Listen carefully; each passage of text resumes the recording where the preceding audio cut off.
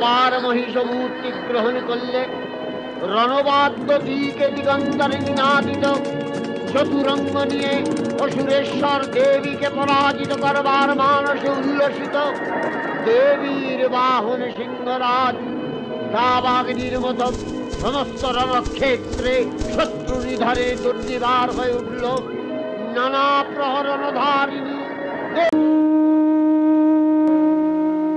দুর্গা মহিষাসুরকে শূলে বিদ্ধ করেছেন, আর খড়গ নিপাতে দৈত্যের মস্তক ভুলুণ্ঠিত। তখন অসুর নাগ